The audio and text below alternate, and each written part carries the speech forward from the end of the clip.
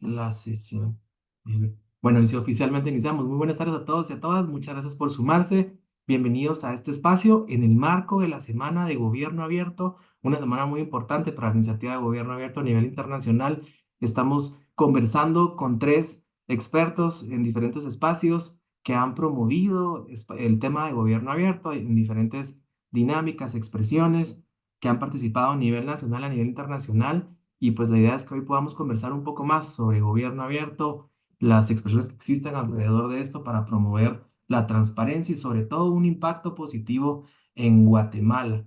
Muchas gracias por sumarse a este espacio. La idea es que podamos conversar y conocer un poco más de estas iniciativas que están generando transformación en Guatemala y cómo la iniciativa también de gobierno abierto históricamente ha sido un espacio que ha promovido la transparencia, ¿verdad? Un tema importante. Adicional a la semana de gobierno abierto, les compartimos que hace una semana, un poquito más de una semana, el lunes 20 de mayo, se tuvo el lanzamiento oficial del estándar de datos para concesiones públicas. El Ministerio de Finanzas dio un paso muy importante en esta línea y este era un compromiso que se fue generando a través de gobierno abierto, ¿verdad? El tercer y cuarto plan de acción de gobierno abierto es un ejemplo de cómo estos espacios pueden promover la transparencia, pueden promover la participación. Entonces, estoy muy agradecido de contar con tres expertos y expertas, ¿verdad? Que han trabajado y también que hemos coincidido en diferentes espacios el día de hoy, ¿verdad? En estos últimos años de esta agenda tan importante a nivel internacional, pero también para Guatemala, por supuesto. Vamos a iniciar la sesión el día de hoy con una presentación un poco rápida. Nos acompañan Gabriela Yerdi de la organización Diálogos. ¿Verdad? También ha trabajado en los últimos años muchos temas asociados a gobierno abierto. Ha sido un aliado y una organización que ha de alguna forma liderado estos esfuerzos en Guatemala. Nos acompaña Daniel de León, que el día de hoy nos presentará un poco más sobre cómo se pueden utilizar los datos para promover la transparencia en la compra de medicamentos de VIH a través de la organización ITP-CELATCA. Y por último, pero no menos importante, nos acompaña Ana Carolina Alpírez del el medio Ojo con mi Pisto, que ha trabajado también en los últimos años mucho relacionado al tema de periodismo de datos, investigación, pero también que ha tenido una mirada muy interesante sobre cómo gobierno abierto puede sumar al periodismo. Para iniciar, le quisiera dar la palabra a Daniel. Daniel, bienvenido al espacio y te quisiera pedir que nos puedas contar un poco más de esta iniciativa, si te puedes presentar, contarnos qué hace tu organización y qué se ha trabajado en temas de datos abiertos y cómo sirvió para la transparencia en las contrataciones de medicamentos de VIH.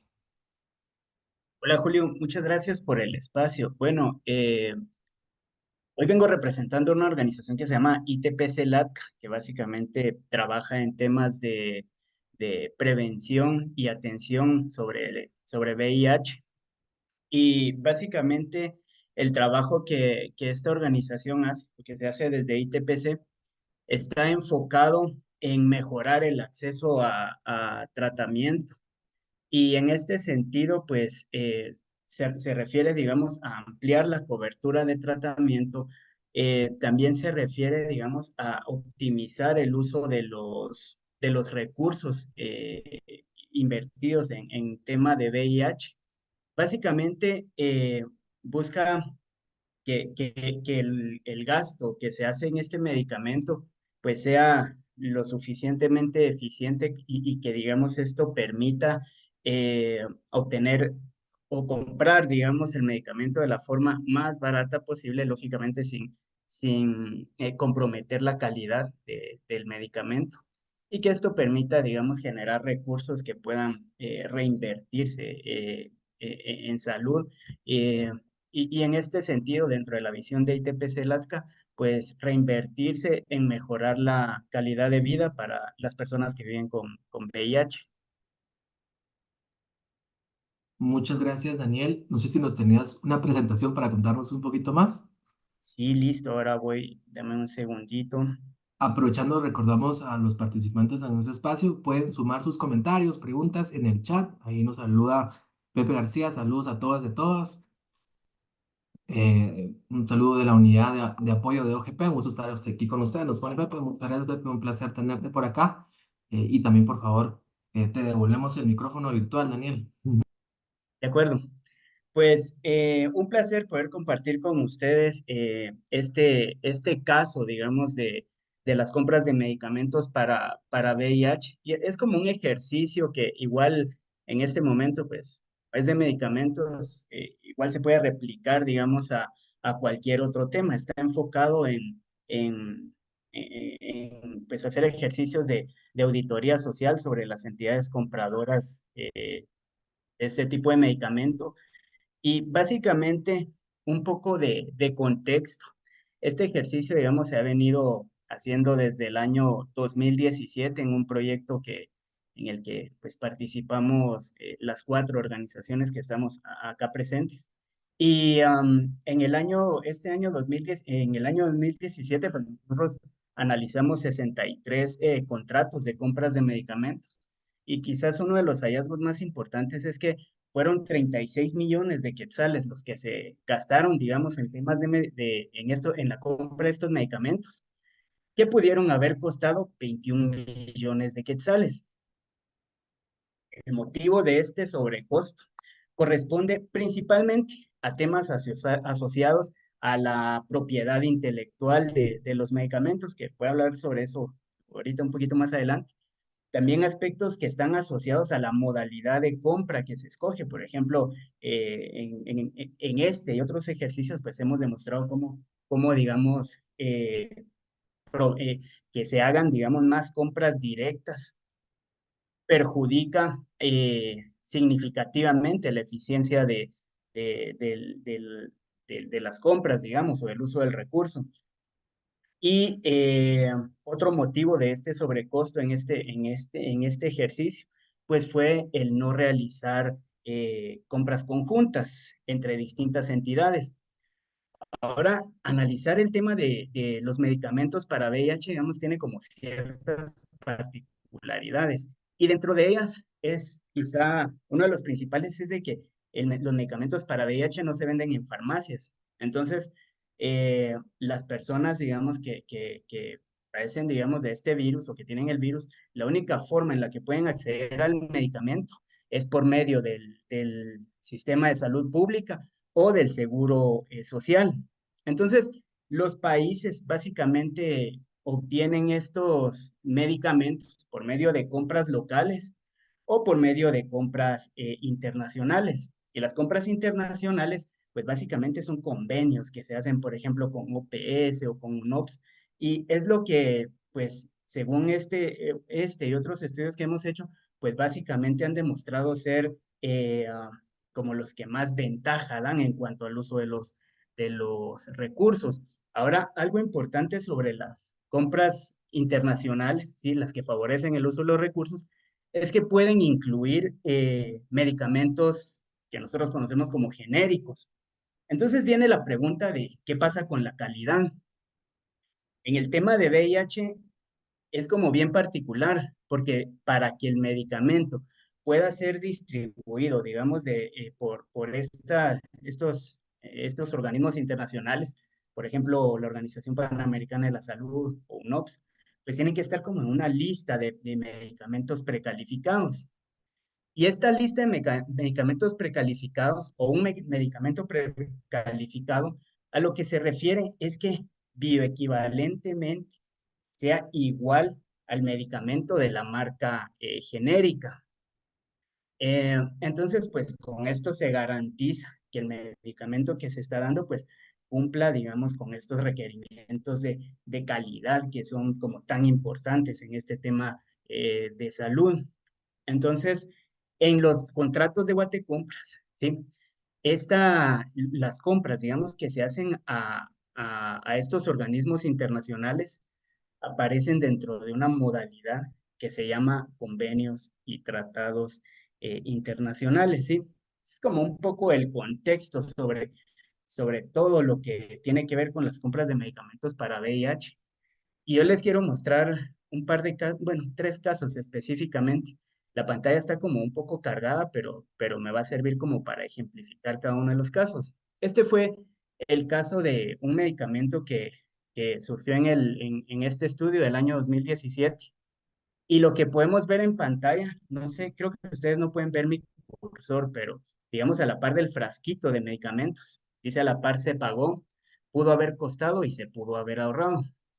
Básicamente lo que dice es que se pagaron 21 millones de quetzales por ese medicamento en el 2017, que pudieron haber costado 7.3 millones y con eso pues hubiéramos ahorrado cerca de 14 millones de quetzales. Abajo pues hay una gráfica que representa, digamos, lo que pudo haber costado y el ahorro.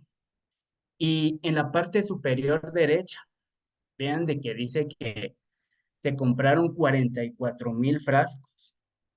Pero si se hubieran comprado al precio de referencia internacional, que es el precio de OPS, ¿sí?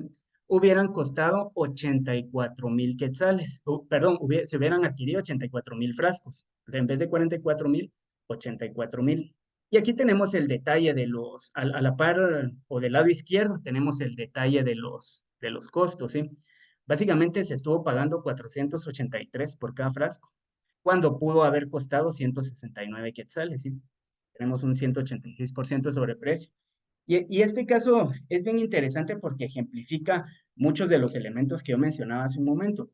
Digamos, OPS lo podía vender a 169 quetzales, pero no podía entrar a ese costo porque había un tema de patentes de por medio, en el cual lo más barato que se podía comprar el medicamento era alrededor de 460 quetzales por frasco. Entonces, a ese precio es el que se estuvo pagando, lo pagaba el Ministerio de Salud, pero el IX, por ejemplo, el IX lo pagaba cerca de 800 quetzales cada uno de estos frascos. En este medicamento en particular hay una como historia así interesante que básicamente cuando fue la pandemia del COVID-19, cuando empezaba, este medicamento era como uno de los más prometedores, digamos, para tratar el COVID. Y la patente de este medicamento para acá, para Guatemala, vencía en el 2026. Entonces, a nivel mundial, vino la marca, o la marca, digamos, o la empresa farmacéutica que tenía el medicamento y liberó la patente a nivel mundial porque pues en teoría se iba a vender, digamos, para todo el mundo o todos los países lo iban a comprar por el tema de COVID. Sin embargo, pues luego resultó que no era como, como de los indicados, pero la patente ya había sido liberada. Entonces, de las últimas compras que se han hecho, por ejemplo, en el 2022, y ahora ya se paga a un precio, digamos, un poco, no estos 169 quetzales, pero se paga alrededor de 222 quetzales por cada frasco. Entonces, bueno, este lo puse por ese tema del impacto que tiene la propiedad intelectual en el precio de los medicamentos y cómo, digamos, se puede, para sociedad civil es importante porque, digamos, eh, define como una ruta sobre qué se debería de hacer en función de que los precios pues sean más bajos. Este otro caso que les muestro acá se llama dolutegravir y algo interesante fue que del 2017 para el 2018 empezaron a haber como ciertos cambios sobre los medicamentos que se compraban. En este caso, este medicamento dolutegravir fue la primera vez que entró en el 2018. Antes de eso no se compraba.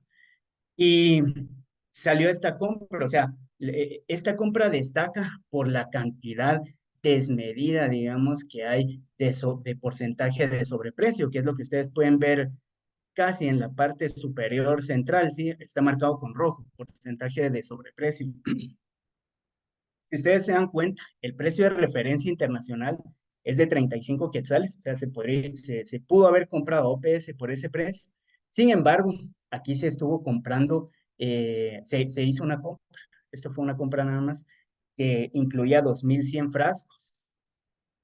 Cada frasco se compró a 2.900 quetzales fue una compra local aquí. Entonces, básicamente, si se hubiera comprado al precio de referencia, en vez de comprarse los 2.100 frascos, pudimos haber comprado 59.000 de esos frascos. Ahora, es entendible, digamos, que pues No hay quizás el tema tal vez no es que no hay quizás a quién darle 59,000 frascos, pero es una como forma de visualizar básicamente qué es lo que se pudo haber hecho, como para que nosotros dimensionemos, digamos, como la gran cantidad, digamos, que se pudo haber comprado.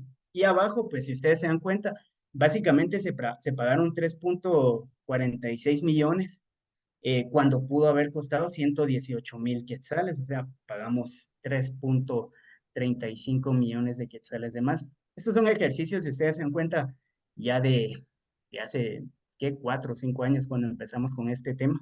Pero entonces surge la pregunta, ¿qué pasa en la actualidad? Y vean que este tema de medicamentos de VIH tiene como esa particularidad de que casi que cualquier medicamento que uno escoja siempre se va a encontrar con este tema de sobreprecios y más si uno, y bueno, y esto se acentúa más cuando las compras son locales. El Ministerio de Salud no hace tantas compras locales, por ejemplo, por lo menos no de tema de VIH, ¿sí? Lo hace mucho por compras internacionales, entonces favorece mucho el tema de que las compras pues sean eficientes. Por otro lado, el IX todo lo compra de forma local.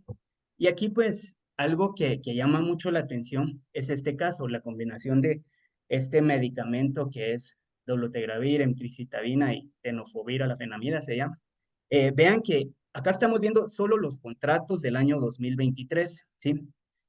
Básicamente un contrato es una compra. Entonces, en el 2023 se hicieron 111 compras de la combinación de este medicamento, ¿sí? Ahora, lo que llama la atención aquí es de que vean que en el gráfico, la parte inferior, en el eje horizontal, hay una fecha que es la del 2 de junio del 2023. Solo esa fecha se hicieron 43 compras y todas las que ustedes ven acá, todas fueron por 90,000 quetzales o menos. Pues es evidente, digamos, el fraccionamiento que hay aquí de la compra como para no hacer un proceso más largo de compra, como para que sea otra modalidad. Entonces, bueno, acá lo que llama la atención es eso, ¿sí? La cantidad de contratos que se hicieron, todos por 90,000 o menos, y que en total suman 9,8 millones de quetzales. Y lo alarmante, digamos, acá es que también la Organización Panamericana de la Salud provee, por ejemplo, este medicamento. Y lo das ya con flete y los gastos administrativos, se estima que el costo es de 59 quetzales, cuando localmente se pagan 120. O sea, lo que costó 9,8 millones pudo haber costado, pues, la mitad, que serían, ¿qué? 4,6 millones por ahí, 4,9 millones.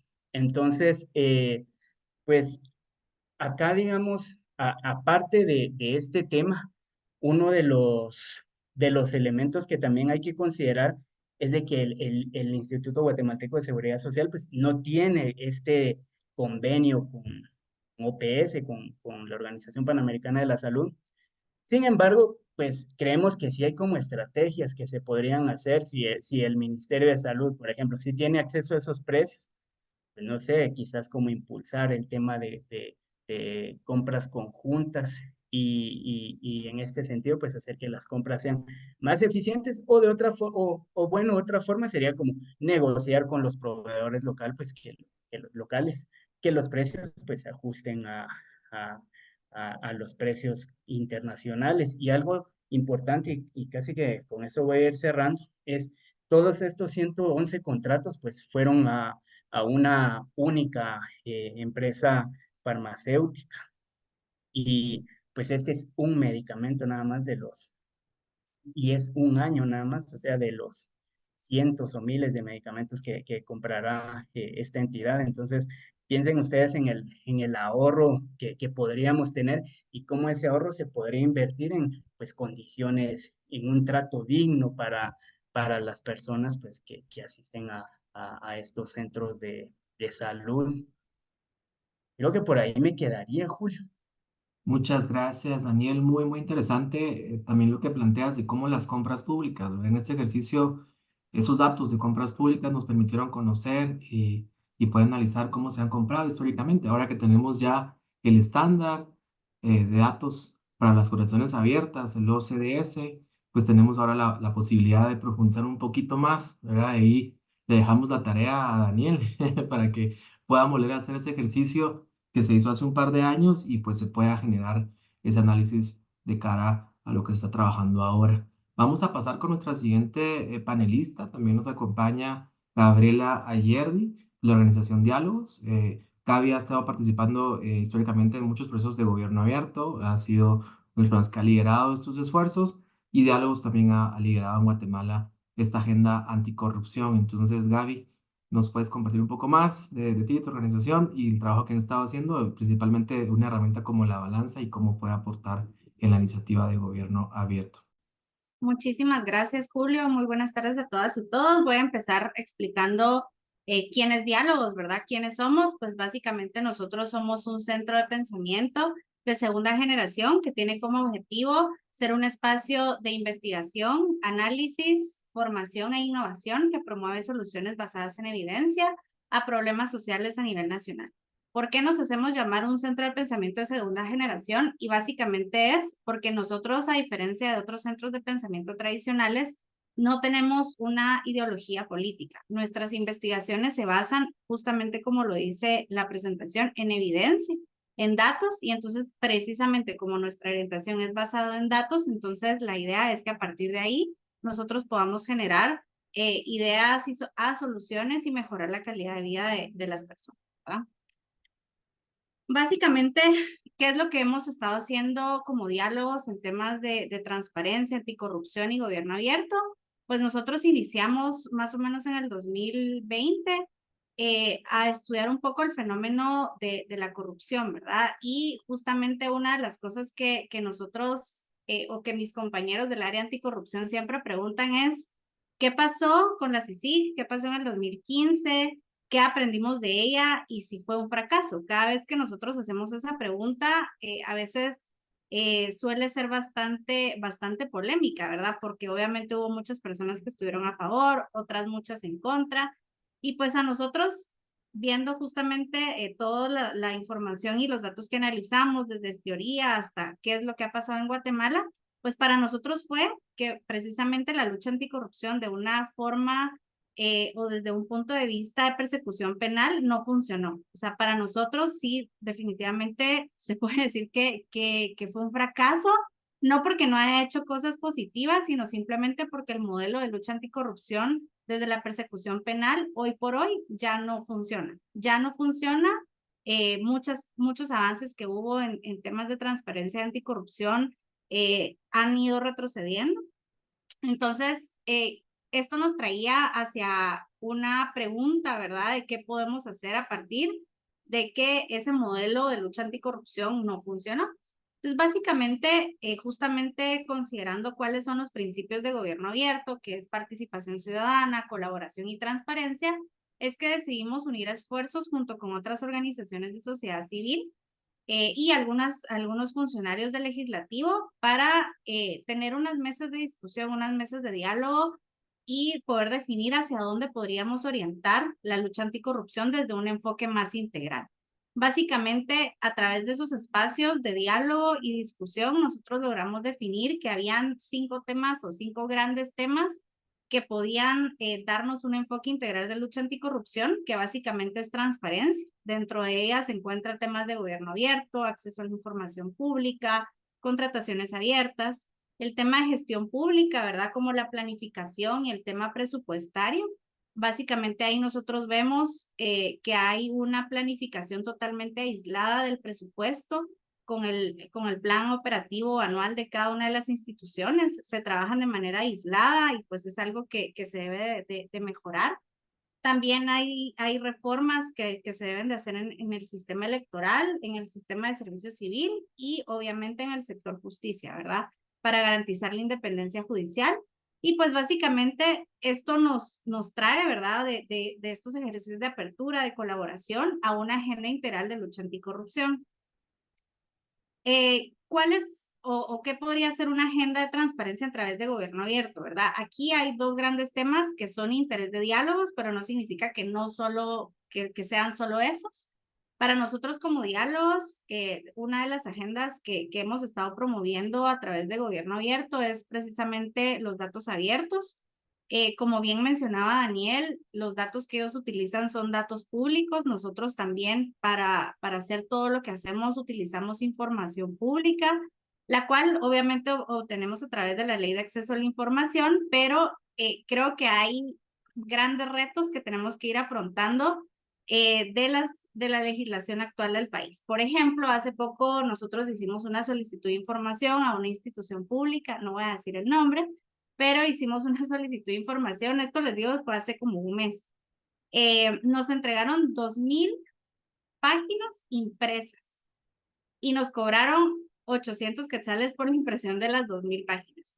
Digamos, el costo creo que no es relevante, sí, pero el tema es que como hoy por hoy nos siguen entregando información de una manera física, de una manera donde definitivamente para todos es un gran reto poder procesar, limpiar y analizar esos datos.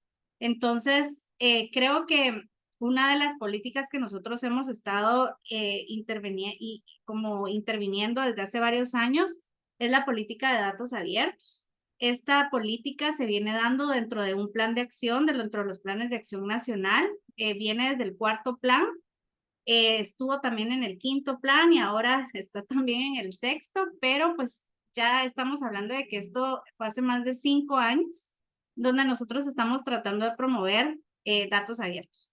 Hay instituciones públicas que tienen muy buenas prácticas, hay instituciones públicas que sí han ido tomando este reto de acceso a la información pública de una manera más innovadora, como por ejemplo el Ministerio de Finanzas Públicas, tiene muchos portales de transparencia sumamente importantes, relevantes, y hay otras instituciones también del Ejecutivo que han trabajado en tratar de promover estos datos de una manera más digerible para todos los ciudadanos.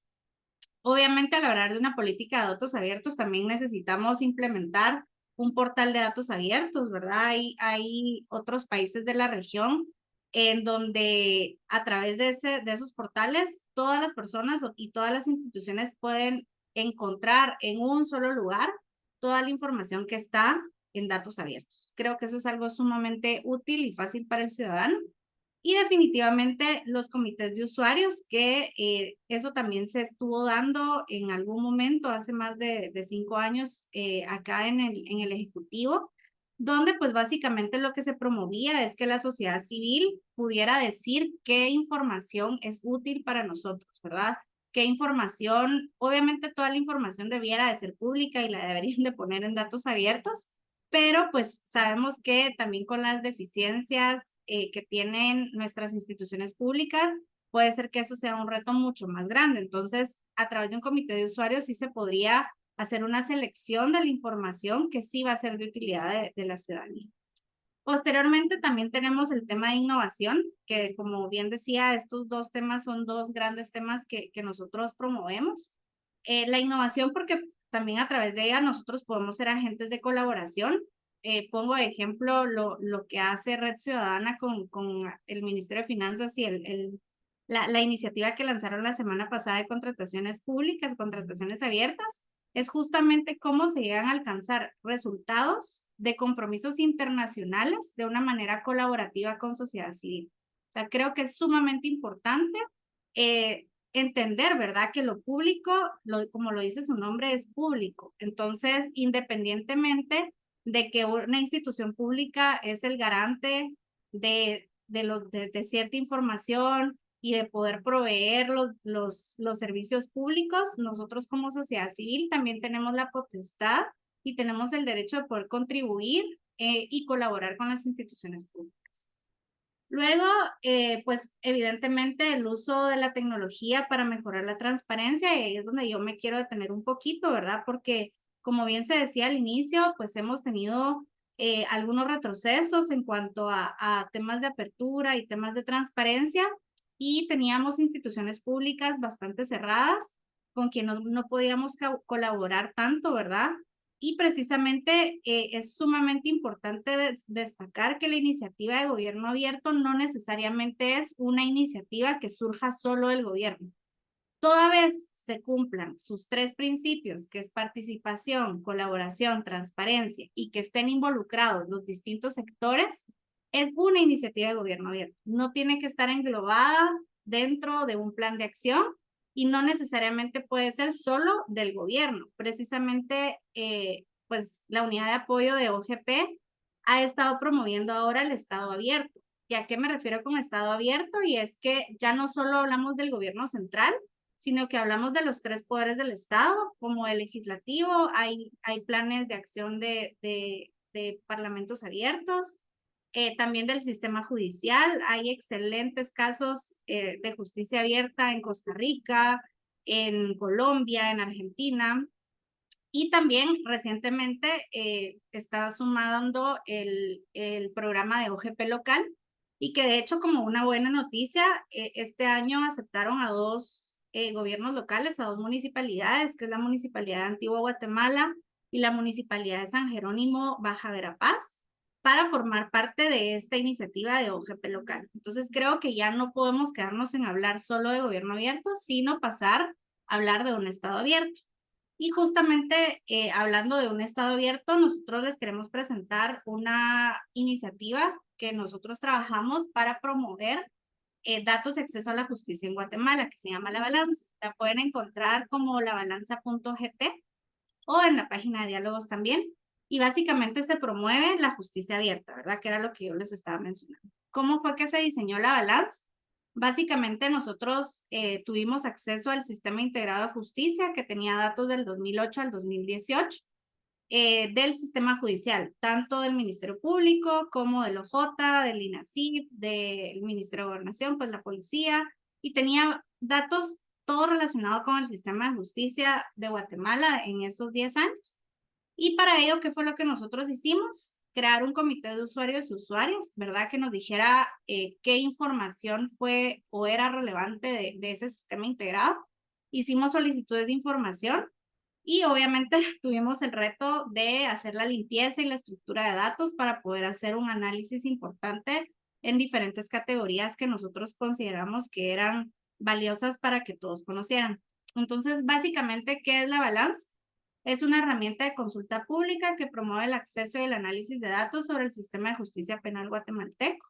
Y esta busca generar conocimiento e insumos de discusión e investigación para la toma de decisiones basadas en evidencia. ¿Qué es lo que ustedes van a poder encontrar en la página? Un video de inicio donde se explica qué es la balanza, van a poder encontrar la metodología. Para quienes no son abogados y quieran conocer un poquito más la estructura, también está el proceso penal, ¿verdad? Una estructura de cómo se lleva el proceso penal en Guatemala. Y tenemos el área de datos y justicia, que es donde ahorita les voy a enseñar qué es lo que ustedes van a poder encontrar ahí. Y adicionalmente está este apartado sumamente importante que es Justicia Lab. Todos los millones de datos que nosotros logramos recopilar del 2008 al 2023, porque los actualizamos, los van a poder encontrar ahí y los van a poder descargar. O sea, sí hay un apartado donde ustedes van a poder descargar todos los datos y poder hacer sus propios análisis. Entonces, ¿qué es lo que van a poder encontrar ustedes en el área de datos y justicia? Es básicamente 6 indicadores. Estos indicadores, no voy a entrar como mucho en detalle por temas de tiempos, pero van a poder encontrar una medición de distintas variables y aspectos que determinan la cercanía y la accesibilidad de la justicia a la población, es decir, el acceso a la justicia. Van a poder encontrar también los tiempos en días que cumple una persona imputada en prisión provisional o en prisión preventiva, y esto lo definimos como un indicador de privación de libertad.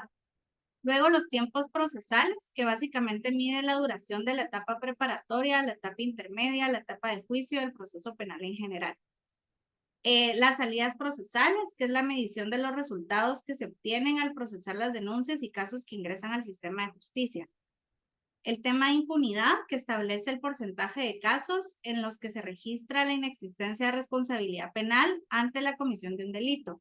Este es sumamente importante porque justamente identificamos el Ministerio Público hace énfasis en que, bueno, eso fue el año pasado, que tenían un 110% de avances en cuanto a las salidas procesales y que ellos eran totalmente efectivos. Y pues nos dimos cuenta con el análisis de datos que lo que estaba sucediendo es que para poder quitarse la mora de expedientes, estaban desestimando muchos casos. No necesariamente era porque fueran conocidos, sino que eran porque desestimaban los casos. Y bueno, también un indicador que mide el gasto público, que mide la inversión en justicia a través del presupuesto asignado, ejecutado y vigente del Ministerio Público, el organismo judicial y el Instituto de la Defensa Pública Penal. Aquí también nos llamó mucho la atención que el Ministerio Público, que solo se dedica a la investigación penal, tiene más presupuesto que el mismo organismo judicial o que la defensa pública penal. Cuando el organismo judicial no solo mira temas penales, sino también ve temas de familia, temas de propiedades, temas civiles, o sea, mira un sinfín de casos más relacionados con el sistema de justicia y tiene menos presupuesto que el Ministerio Público. Entonces, que es algo sumamente importante. Y bueno, básicamente estos son los datos, los indicadores que ustedes pueden encontrar. También pueden descargar toda la información. Y pues los invito a que visiten nuestra página, que es labalanza.gt, o bien nuestra página web y nuestras redes sociales. Gracias. Muchas gracias, Gaby. Una mirada también muy interesante de Estado abierto, no únicamente gobierno abierto en el Ejecutivo, sino a través de la balanza, pues se pueden hacer a través de datos, propuestas de políticas públicas. Ahora creo que nos parece un punto de partida. Le pediría a Gaby y a Daniel si pueden compartir en el chat los enlaces de las plataformas, de sus organizaciones, para que las puedan conocer más. Hay algunas preguntas ya directas que han puesto en el chat, otras que me han llegado a mí de forma privada, lo pueden hacer de igual forma. Y al finalizar vamos a abrir un pequeño espacio para que puedan levantar la mano y les vamos a dar accesos. También agradecemos a quienes puedan compartir recursos. Ahí Pepe nos compartía el tema de enlaces rotos, ¿verdad? Datos abiertos para promover la rendición de cuentas y combatir la corrupción. Y ahora le damos la palabra a Ana Carolina Alpírez, es parte de Ojo con mi Pisto, ha también liderado esfuerzos. Importante solo recalcar algo, Ana, y no te voy a quitar el tiempo, te lo repongo, prometo. Es una visión también desde el periodismo, ¿verdad? Ya vimos una organización enfocada en temas de VIH, medicamentos, un centro de investigación, diálogos, ¿verdad? Y ahora vamos a ver una mirada desde el periodismo, cómo los datos pueden ser utilizados para poder, de alguna forma, generar investigación. Nos va a contar un poco más Ana Carolina. Y también importante decir que ha también sido parte importante de la Alianza de Gobierno Abierto, ha participado en algunos espacios, encuentros regionales, internacionales, y pues ha sido un aliado y aliado importante en este espacio. Entonces, Ana Carolina, te doy el micrófono. Gracias, Julio. Buenas tardes. Muchas gracias por acompañarnos. Yo quiero, antes de pasar a presentar este proyecto, a contarles qué estamos haciendo acá. Cuando nos invitó Julio, o sea, Red Ciudadana con IVOS, a participar en el proyecto, era cuando se comenzaba a discutir aquí en Guatemala lo de crear este estándar, que Guatemala adoptara el estándar de datos abiertos, de datos de contratación abierta. En esa época solamente hablábamos de un guatecompras, de una información que podíamos conseguir ahí, pero ¿qué se necesitaba para que este estándar como tal pudiera funcionar? ¿Qué son los datos abiertos, por ejemplo? ¿Y qué es lo que nosotros como periodistas podemos hacer? Nosotros, yo suelo presentarme, Ojo con mi Pisto es un sitio que fiscaliza municipalidades y para nosotros los datos es esa materia prima, es esa piedra que me sostiene un papel si se abre la ventana y que le da peso a lo que quiero contar. O sea, quiero contar datos, quiero presentar hechos para que luego después se puedan tomar decisiones. Y nosotros trabajamos con ese proyecto que se llamó Obras Bajo la Lupa. ¿Qué fue lo que hicimos? Durante 2017 fiscalizamos los 17 municipios del departamento de Guatemala, 40 construcciones que ellos tenían. Eran todas construcción de obra gris. ¿Y qué era lo que estaba pasando? ¿Cómo se generaba esa información? ¿Qué había? Y algo que era muy importante es qué respuesta teníamos del otro lado de la parte oficial. Entonces trabajamos este proyecto. Ustedes pueden ver acá, están localizados cuáles eran las obras, dónde estaban y cómo iba siendo este avance. Para realizarlo presentamos 190 solicitudes de información. se presentaron a las 17 municipalidades y también a otras instituciones como el Ministerio de Finanzas o CEGEPLAN, por ejemplo. ¿Cuál fue la primera respuesta? Al principio, cuando pedíamos alguna información y les pedíamos, queremos en un formato abierto, queremos, por ejemplo, que esta información se nos proporcione en Excel, lo que hacía la institución era publicarlo, armar un documento, un Word, por ejemplo, pegar la imagen y luego nos la mandaba con un PDF. Era muy difícil lograr que nos entregaran esa información en los formatos en los que ellos habían trabajado, por ejemplo, como era este Excel. Al final de todo este ejercicio logramos que 15 de las 17 municipalidades ya nos entregaran la información en ese formato. Para nosotros siempre la ley de acceso a la información pública, además de que nos permite conocer la respuesta que una autoridad no nos quiere dar, es una herramienta de trabajo. También acudimos al registro mercantil. ¿Por qué? Porque queríamos saber, por ejemplo, quiénes son los propietarios de las constructoras. Realmente, ¿quiénes son los verdaderos propietarios? ¿Qué información es la que tenemos ahí? ¿Y qué es lo que nos topamos? O sea, si hay información original, pero realmente cómo va evolucionando una empresa, esa información ya pasa a ser privada y solamente podemos tener acceso a ella por la buena voluntad de la empresa o porque el juez ordene. Entonces, eso limita también cuando queremos fiscalizar el ejercicio o cómo se utilizan los fondos públicos.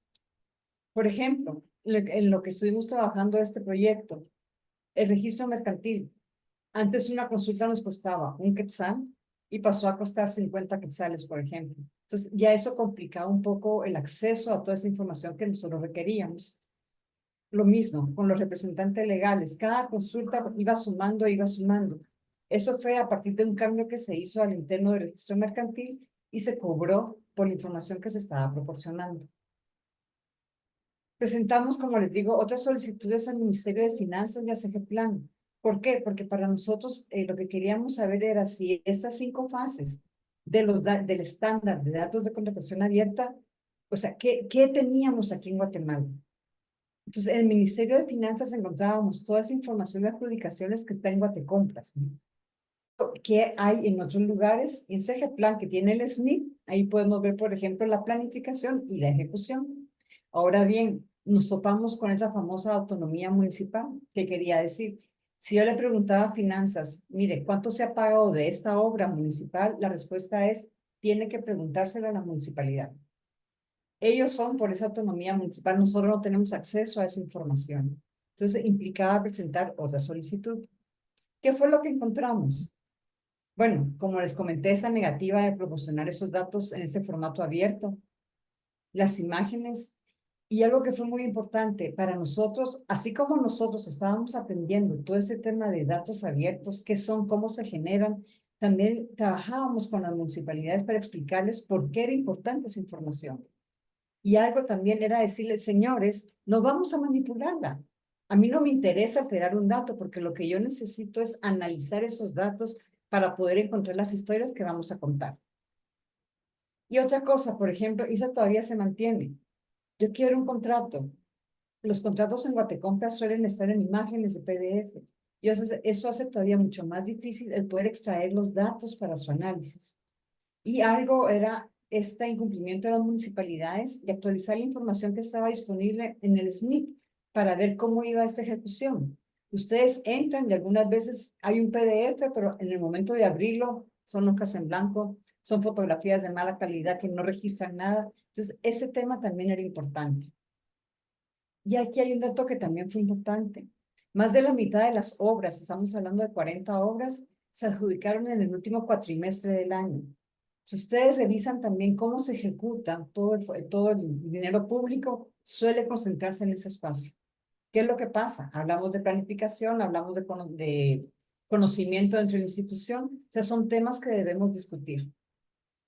De esas 40 obras, solamente 2 eran de largo plazo. Las otras, como hablamos acá, son los parques y las canchas de polideportivas, por ejemplo, algo que se da mucho en las municipalidades.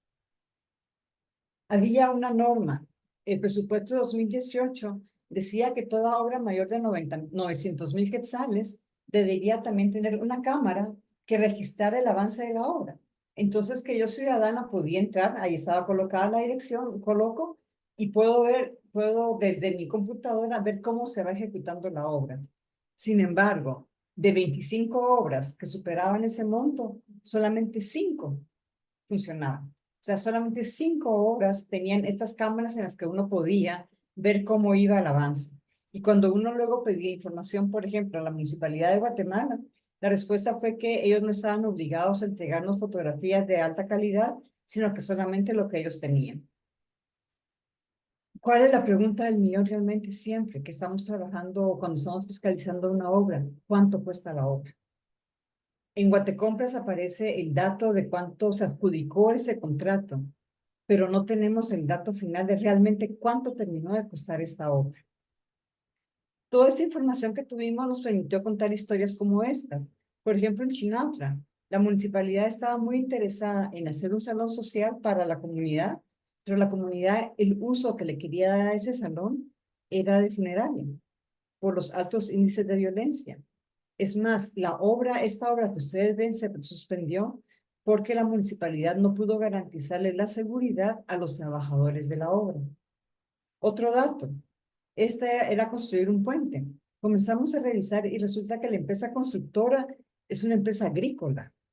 ¿Cómo así? Luego de que ellos ganan el contrato, cambian su razón y se convierten en una empresa para construir obras de ingeniería. Como un dato curioso, el alcalde vecino era un socio minoritario de esta empresa. El caso, por ejemplo, de Misco. La obra estaba cotizada en 24 millones, costó 2,6 millones extra. ¿Por qué? Y algo que era importante, la municipalidad pidió un préstamo para pagar esta obra. Sin embargo, la administración tardó más tiempo en pagarla. Y ojo, eso también encarece las contrataciones. Generamos esta guía para fiscalizar desde el periodismo, es la que nos permite compartir con los vecinos, con periodistas, con otros colegas, el ejercicio de fiscalización. ¿Cómo lo podemos realizar? ¿Cómo se hace una obra en guía a guía? O sea, siempre enseñar lo que estamos aprendiendo. Ya solamente ya pues, a manera de cierre, ¿qué es lo que quiero comentarles a ustedes? Este estándar de contratación abierto consta de 5 fases. Ustedes pueden ver las 5 fases. La fase 2, 3 y 4, por ejemplo, están en Guatecompras. La 1 la encontramos en el SNIP y la 5 la encontramos en el Ministerio de Finanzas, por ejemplo. ¿Qué es lo que quisiéramos nosotros? Es que toda esta información estuviera en Guatecompras. Esas 5 fases ahí, y a veces me pregunto si es mucho pedir, pero por lo menos tenemos ese estándar y ya estamos trabajando sobre ello. Muchísimas gracias. Muchas gracias, Ana Carolina. Muchas gracias también ahí para avanzar en el tiempo, para poder tener el espacio. Una mirada muy interesante que nos plantea Ana Carolina desde Ojo con mi Pisto, pues han liderado estos esfuerzos, han trabajado periodismo de datos y a través de datos abiertos, pues pueden ellos de alguna forma llegar a más información, tener otras perspectivas, llegar a otros espacios, ¿no? A nivel nacional. Y bueno, ahora con el avance que se ha tenido con el estándar, como lo dice muy bien Ana Carolina, fue un paso importante, pero todavía hay un reto pendiente de poder llegar a otras dos etapas en la parte inicial y en la parte final, ¿verdad? Que creemos que todavía está ese reto, pero se puede seguir trabajando de cara a esto. Por temas de tiempo, vamos a abrir ahora el espacio a preguntas. Ahí he recibido algunas en el chat, también hemos recibido algunas de forma privada. Ahí la primera pregunta que yo les quiero hacer a ustedes tres, Daniel, Gaby y Ana, ustedes han tenido la oportunidad de participar en espacios internacionales de gobierno abierto, conocer iniciativas de otros países, ver y conocer un poco más el espíritu. ¿Qué temas considera que son muy importantes y relevantes que han visto en otros países que se podrían replicar en Guatemala para empujar este gobierno abierto que todos soñamos en nuestro país? ¿Qué componentes, de qué temáticas les gustaría que se hablara en nuestro país, por ejemplo, para que tengamos un gobierno abierto que pueda tener ese impacto deseado? Le doy, si quieren, la palabra primero a Daniel, a Gaby y a Ana para que podamos ir en ese orden. Gracias, Julio. Bueno, yo concuerdo con algo que mencionaba Gaby sobre pasar la discusión de gobierno abierto a Estado abierto. Creo que es importante que todo el sector justicia sea partícipe, digamos, de todo este tema de gobierno. abierto. Básicamente, uno se acerca a las instancias de justicia, si uno hace una solicitud, por ejemplo, al Ministerio Público, y resulta que la solicitud, no sé, puede tener miles de páginas. Por ejemplo, si uno pide violencia contra la mujer, fácilmente, y depende de los años que uno pida, fácilmente son más de 10.000 páginas. Y que las dan en PDF. Y si uno pide, digamos, que si las pueden dar en Excel, dicen no, porque nosotros no somos parte de gobierno abierto, no, por ser sector justicia no estamos incluidos. Entonces creo que ese es un elemento muy importante. Creo que falta mucha voluntad política para, para que estos cambios se den, digamos, desde la institucionalidad pública. Y otro elemento importante, creo que es también relacionado a la actualización de la ley de acceso a la información pública, en donde se aborde quizás a más profundidad el tema de datos abiertos y en donde se especifique, por lo menos en la información pública de oficio, qué debería de estar publicado y qué tipo de formatos, y lógicamente que esto sea en un formato abierto. Creo que por ahí va mi respuesta, Julio. Muchas gracias, Daniel, muy oportuno. Gaby. Gracias. Mira, yo te diría que antes que hablar de temas o buenas experiencias relacionadas con compromisos específicos, te diría que nosotros hemos venido de estar de comisión en comisión. Es decir, gobierno abierto no es algo institucionalizado porque están en comisiones presidenciales.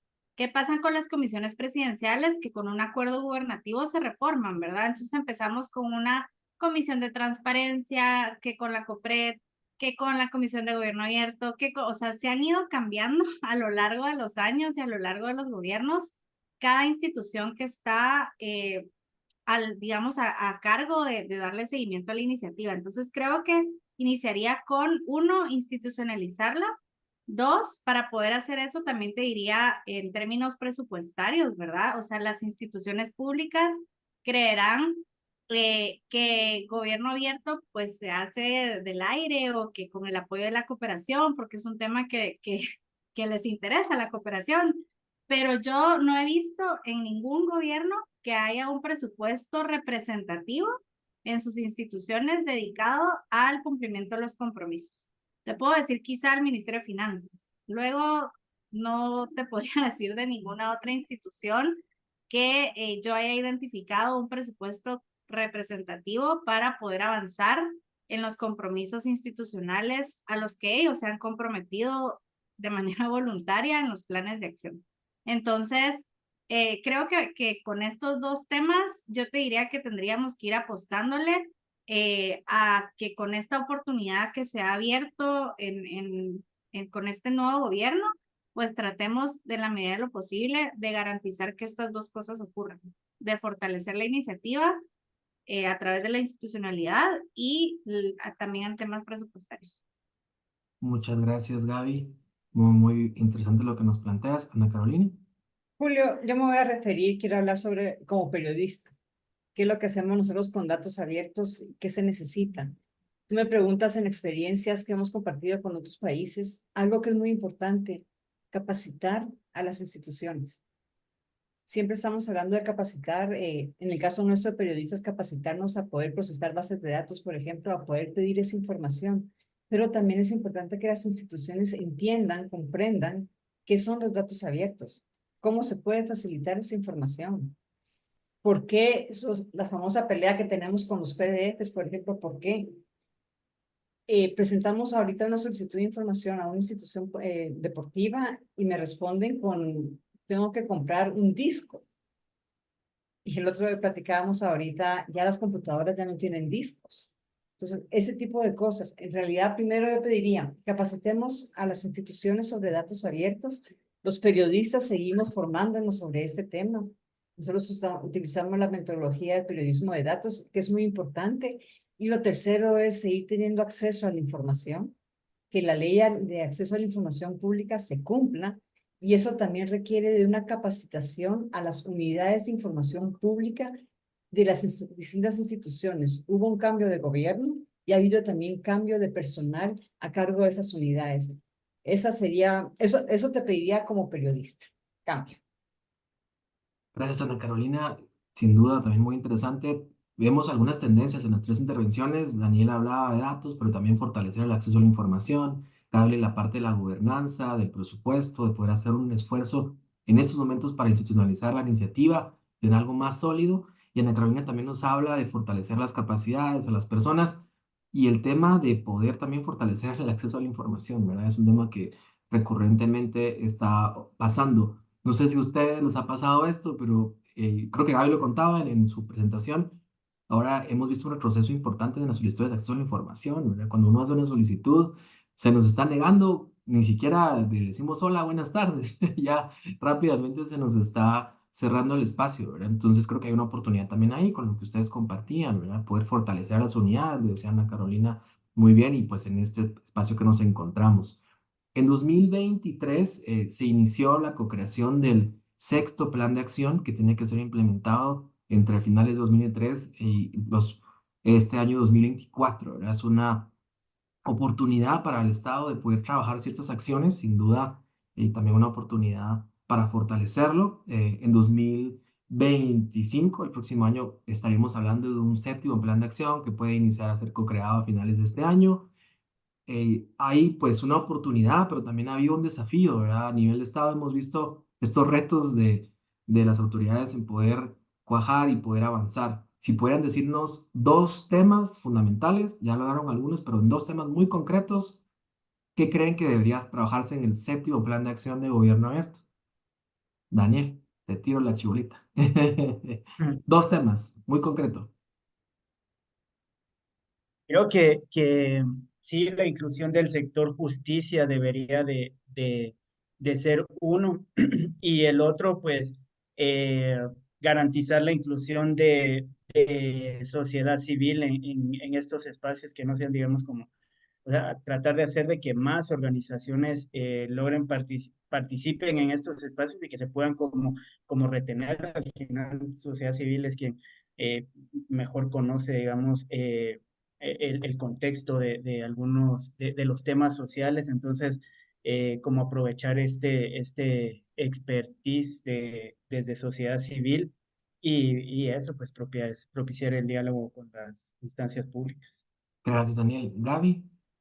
Sí, yo ampliaría también la participación de la sociedad civil. Creo que el tercer plan de acción fue el momento en donde más personas estuvieron involucradas y más organizaciones. Creo que vamos a ser 23 organizaciones representadas en el espacio.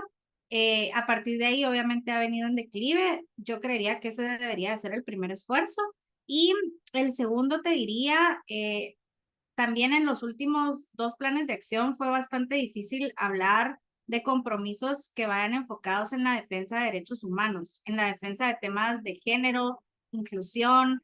O sea, solo mencionar la palabra inclusión y casi que me vetaban de la mesa, ¿verdad? Entonces, yo creo que es bien importante que si van a haber avances, que estos avances también sean enfocados a los grupos más vulnerables, ¿verdad? Pueblos indígenas, mujeres, grupos LGTBIQ, personas con discapacidad. De hecho, una de las organizaciones que estuvo participando era una organización que se dedicaba a temas de no videntes.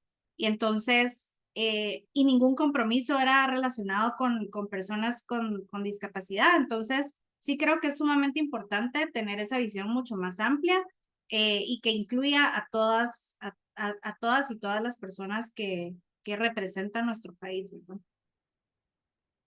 Gracias, Gaby. Ana Carolina. Julio, yo sumaría a los gobiernos locales. La necesidad que hay de, regreso otra vez, de explicar, de capacitar, de fortalecer, se requiere muchísimo cuando hablamos de gobiernos locales. De ciertas 40 municipalidades y no en todas las municipalidades funciona. Y ese conocimiento sobre qué son datos abiertos y qué es lo que debería de tener cada quien como mínimo en esos formatos. Cambio. Perfecto. Abrimos el espacio para preguntas. Si ustedes quieren hacer una pregunta, pueden levantar su mano. Les damos acceso para que podamos escuchar las diferentes voces en este espacio. La idea es que sea un diálogo también, ¿verdad? Y tenemos participantes de sociedad civil, veo de cooperación internacional, de gobierno también, algunos actores, sector privado. Entonces, aprovechar ese espacio para poder trabajarlo. Una pregunta que me llega en el chat. Sí, mientras veremos si hay otras preguntas, si no vamos a cambiar la dinámica, voy a hacer una pregunta más y si no, vamos a hacer algo diferente. Vamos a hacer que los propios panelistas puedan preguntarnos para que también podamos generar esa discusión alrededor de, de esto. Me lo pusieron aquí de una forma muy específica, lo voy a contar de otra forma. Estaba muy de moda hablar de personajes de los cómics, ¿verdad? Y comenzó a hablar del multiverso, ¿verdad? Los diferentes escenarios, qué hubiera pasado si esto no hubiera existido, qué hubiera pasado si esto sí hubiera existido. Luego ya de varios años, sexto plan de acción de gobierno abierto, ¿cómo creen que Guatemala estaría sin gobierno abierto? ¿Creen que habría mejoras? ¿Estaríamos peor? ¿Estaríamos igual? ¿Cómo sería ese espacio, ¿verdad? Para también hacer ese recuento de daños, de lo bueno y lo que ha pasado en estos años, ¿verdad? En estos 6 planes que hemos tenido y de cara al séptimo plan de acción que viene. ¿Cuál sería ese escenario del multiverso donde no estemos con gobierno abierto? Quizás no nos conoceríamos, no estaríamos en esta llamada claramente, pero ¿cómo lo ven ustedes? Ahí dejo abierto a los A tres. ver, yo te podría contestar eso, porque yo estuve justamente en las diferentes etapas de la iniciativa. En una de las etapas, la organización donde yo trabajaba decidió salirse de la iniciativa, ¿verdad? Y dijo, no, no es congruente con lo que nosotros pensamos, nuestra visión inició, entonces nos retiramos. Luego se dio la oportunidad de cambios de gobierno y evidentemente empezó a haber un rechazo hacia la sociedad civil, un rechazo hacia los periodistas, un rechazo en general, digamos, a poder aportar. Y el único mecanismo y el único espacio donde podías tratar de incidir, donde podías tratar de proponer alguna solución a algún problema público que hayamos identificado, era la iniciativa de gobierno abierto. Entonces, sin duda, creo que aunque podría ser mejor, como todo en esta vida, todo es mejorable, sí considero que la iniciativa de gobierno abierto te permite poder identificar un espacio donde la sociedad civil pueda tener una voz, pueda tener un mecanismo de incidencia hacia lo público. Entonces, creo que es sumamente importante. Y otra cosa que nosotros desde Diálogos hemos identificado es no dejar que la falta de voluntad política nos frene a nosotros en seguir impulsando iniciativas y en seguir promoviendo en lo que creemos, ¿verdad? Entonces, creo que uno tiene que seguir trabajando desde la sociedad civil pensando en que se va a abrir una ventana de oportunidad. Honestamente, todavía no sabemos si la ventana de oportunidad de las elecciones pasadas fue o no verdadera, porque todavía pues han pasado muy poco tiempo, pero sí creemos que si nosotros no hubiéramos seguido trabajando y preparándonos para esa ventana de oportunidad, o sea, no estaríamos ni siquiera hablando de esto. Además, también del respaldo que te da internacionalmente estar en una iniciativa como esta.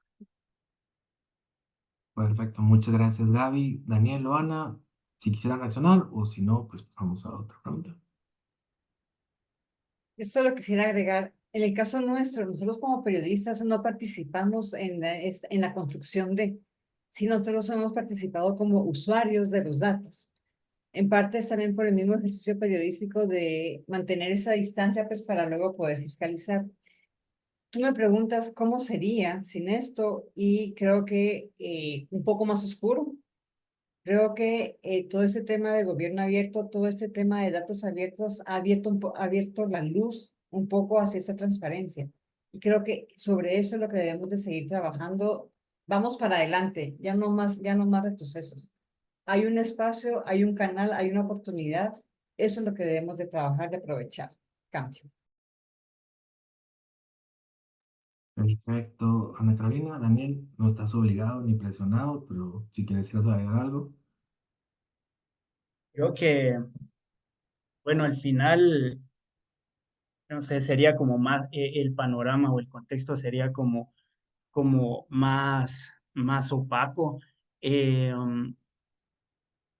El tema de gobierno abierto y todo el entorno, digamos, de gobierno abierto, datos abiertos, y también este tema de la ley de acceso a la información pública, al final son como espacios y herramientas de inclusión en donde se pueden escuchar las voces de sociedad civil e impulsar, digamos, acciones de incidencia en favor principalmente de ciertas vulneraciones o hablando, por ejemplo, del tema de compras públicas en función de incidencia de hacer de hacer transparentes los gastos, de hacerlos más eficientes, de hacer más eficientes los recursos públicos. Entonces, creo que si no existiera este espacio, bueno, definitivamente creo que reinaría la opacidad en el sector.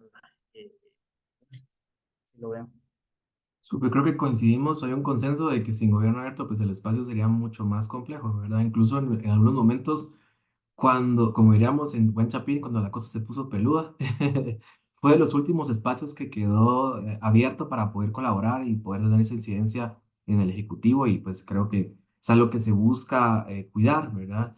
Alrededor de esto. Ahí nos ponían en el chat, nos ponían también Jorge Ceballos, felicitaciones, poner en la mesa esta discusión también por el trabajo que cada uno desarrolla. Uno de los retos, como bien dice Ana Carolina, es fortalecer el conocimiento ciudadano no solo de las herramientas, sino de la importancia que tiene que los ciudadanos hagan mayor fiscalización y en esa medida bajar a la discrecionalidad de las autoridades sobre la información que se entrega o no, independientemente del marco regulatorio. ¿Verdad? Y coincide con lo que planteaba Ana Carolina. Muchas gracias por acompañarnos, Jorge. También pone Pepe. Tengo una pregunta para nuestros panelistas y participantes. En un multiverso donde logremos trabajar intensamente con el actual gobierno, aprovechando toda la voluntad política, ¿qué reformas ambiciosas les gustaría canalizar y corear usando la plataforma de OGP?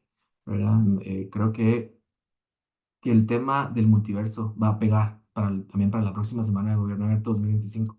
Así se va a llamar la sesión. No, pero me parece muy interesante. ¿Qué reformas ambiciosas les gustaría canalizar y corear usando la plataforma de OGP? Ya planteaban algunos temas que se ven con los desafíos de Guatemala, pero si se pudiera hacer más allá y dar ese espacio y de nuevo jugando con estas palabras, tuviéramos esa varita mágica y les digo, te doy un deseo, Gaby, un deseo, Ana Carolina, una reforma ambiciosa que quisiéramos lograr para Guatemala. ¿Cuál sería esa reforma ambiciosa? Si lo pueden hacer en una oración, no en una palabra, en ningún párrafo, en una oración, les agradecería. Veo que quitaste el Da- micrófono, Daniel. Datos O Gaby. abiertos. Datos abiertos, pero más específico, porque creo que hay avances, la política, tú mencionabas un poco la política, la ley, o portales, o por dónde te irías. Me iría ahorita por la política y luego por los portales. Buenísimo. Gracias, Gaby. Daniel. Yo me iría por cambiar la discusión de gobierno abierto a Estado abierto. Sí, creo que eso sería. Una pregunta de seguimiento. ¿Te gustaría o verías en ese, de nuevo, tenés esa varita mágica que puedes hacer lo que pasa, incluir al sector justicia, al legislativo, al parlamento, o a quién pensás cuando hablas de Estado abierto fuera del ejecutivo, como Sí, primera? específicamente los tres estados, Los- legislativo y justicia, que sean incluidos. Solo tenés un deseo, no tenés dos. No son bromas, sí, Bueno, Estado abierto justicia, me sería tu voy con deseo. justicia. Listo, gracias, Daniel. Ana Carolina, Yo solo tengo un deseo, gobiernos locales, gobiernos locales. gobiernos Listo. locales. Ujú. Bueno, muchísimas gracias. Si ustedes no tienen alguna pregunta que quisieran hacer a sus panelistas, que les dije que poníamos esta dinámica difícil, si no lo dejaríamos por acá, creo que fue Ana Carolina. Yo sabía que Ana Carolina nos quiere preguntar algo. Sí, mira, yo solamente quería ver si alguna, aquí está Fernando, Fernando Maxwell hablando sobre implementar una plataforma de transparencia como la de México. Y Pepe García dice que es mejor que la de México. Yo solo quería pedirle a Fernando si nos puede, como muy puntual, ¿qué sería esa plataforma? Cambio. Levanta la mano, Fernando, y te damos accesos, que no te veo. Ahí está, ya te vi. Haz tu mute, ya te di acceso para que abras tu micrófono. Hola, hola, ¿me oyen? Sí, Por alusión, Fernando. Perfecto. Gracias por darme la palabra.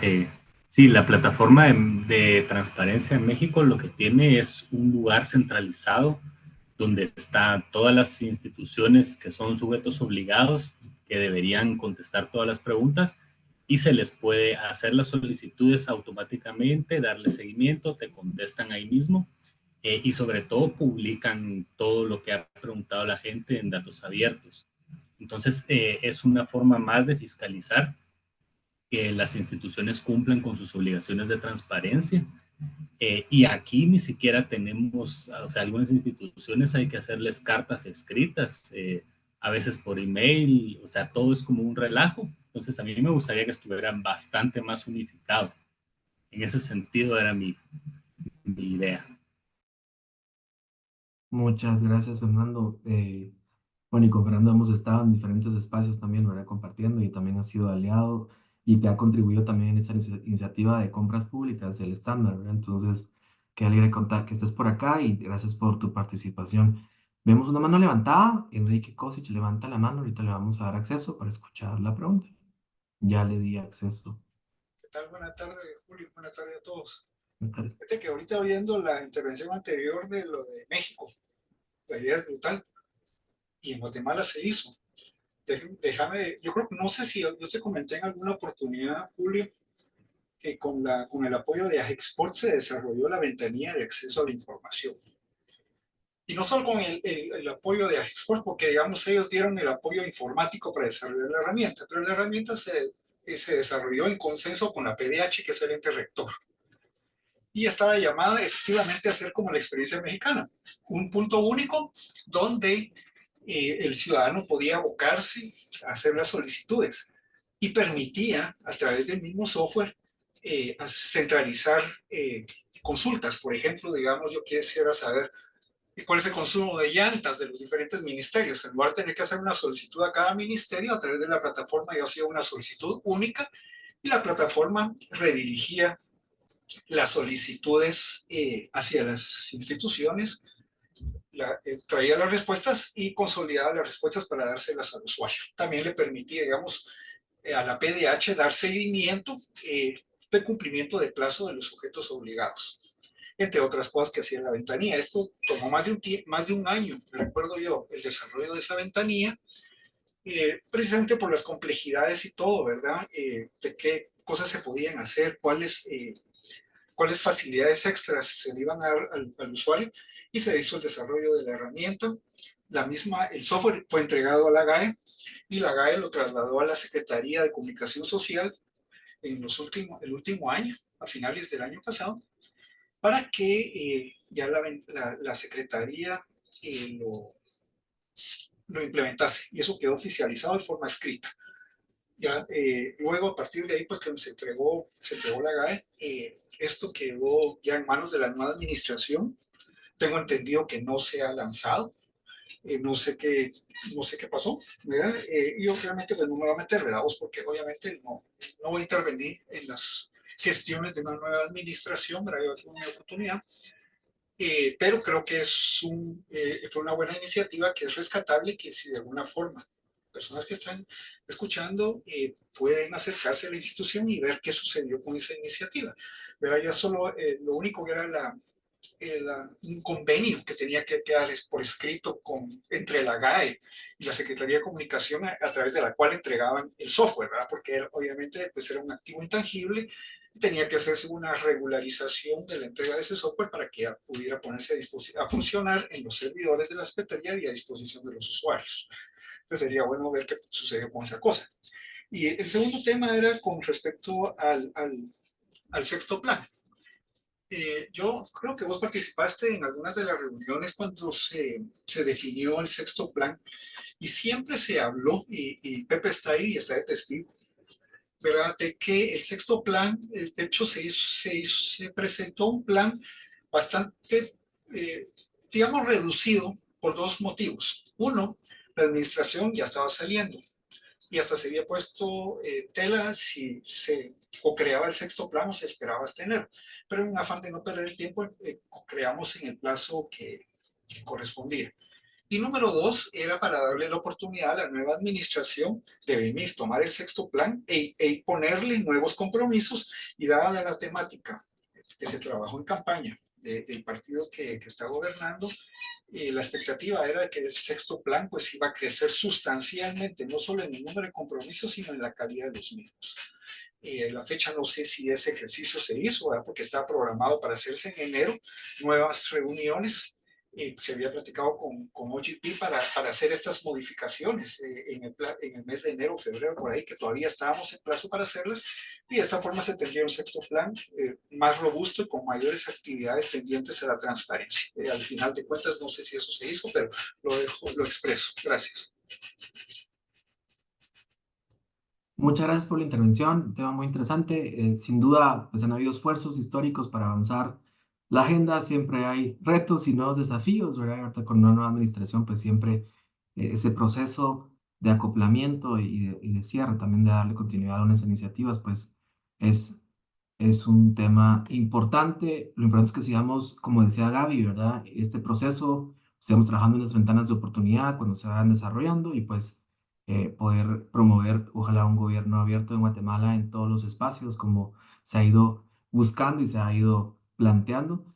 Eh, Vamos a dar la última palabra a Pepe García y luego pues vamos a hacer un pequeño cierre de la sesión. Pepe, ya te di acceso. Muchas gracias. Gracias a todas y a todos por permitirme estar aquí. Yo solo quería añadir a lo que comentaba el ingeniero Kosic, que estamos trabajando de la mano con la GAE actualmente para hacer una revisión a los compromisos del actual plan de acción y pues hacer cambios, ¿no? Hacer ajustes, empezar a modificar lo que ya se planeó, justamente alineado a las nuevas prioridades, al nuevo momento, a los nuevos tiempos.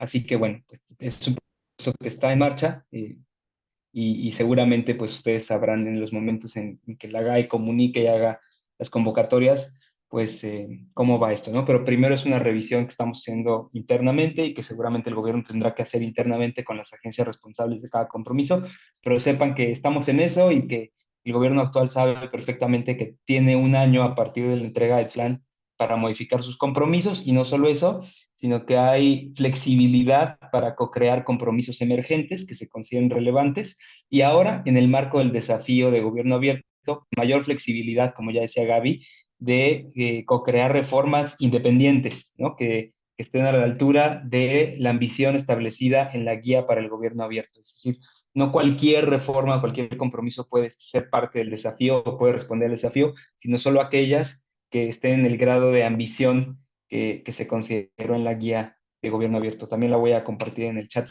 si pueden, unos segundos antes de cerrar la llamada. Muchas gracias a todas y a todos.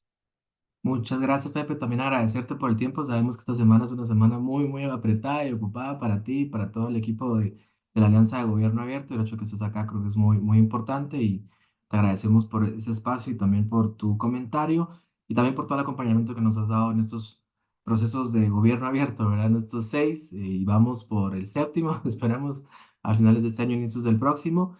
Seguimos en esa línea. Entonces, para ir cerrando, porque ya vamos llegando a la hora, agradecerles a todos su participación.